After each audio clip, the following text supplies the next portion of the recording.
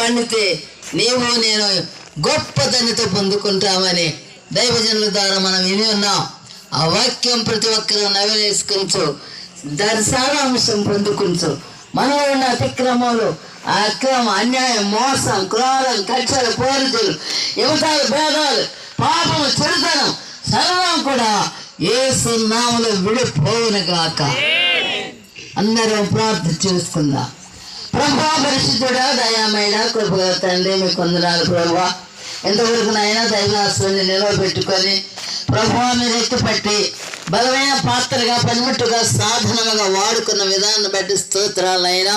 నీ దాసుని ద్వారా మీరుండి నీ దాసుని నోటిలో మీ మాటలుంచి ప్రభువా ప్రతి ఒక్కరిని సంధించినందుకు వందనాలు ప్రభా. ప్రతి ఒక్కరితో మాట్లాడని స్తోత్రాలైనా, ప్రతి హృదయం కదిలించడని స్తోత్రాలైనా, ప్రతి మొండి హృదయాలు మార్చడని స్తోత్రాలైనా, ప్రతి రాతి గుండెలు పగిలి మాంస గుండెను పొదిగించడని స్తోత్రాలైనా ప్రభువా. కూడి వచ్చిన ప్రతి ఒక్కరు కూడా నా తండ్రి ఎన్న వాక్యములైనా ప్రతి హృదయంలో నీరు కట్టి ఫలింప చేయండి నాయన. ప్రతి ఒక్క హృదయంలో ప్రభువా అయ్యా 30 వంతులు 60 వంతులు 100 వంతులుగా ఫలించేటట్లు మీ కృప రాయించండి నాయన. మీకు వందనాలు. అయ్యో, మీ దేవుని వాక్యం విన్నాం.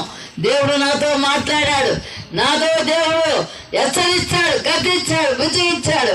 ఈనాడే నా బ్రతికంతా మార్చుకొని నా చెడుతనమంతా విడిచిపెట్టి నాలోని అబద్ధం, అక్రమం, అన్యాయం, మోసం సర్వాన్ని తీసివేసుకొని యేసు రక్తంలో ఈ రాత్రినే కడగబడి ఆయన కుమార్తెగా జీవిస్తానని ప్రతి ఒక్కరేమో కూడా ప్రభువా మమ్మల్ని మేము సమర్పించుకుని కృప దయచేయమని ప్రార్థిస్తున్నాను.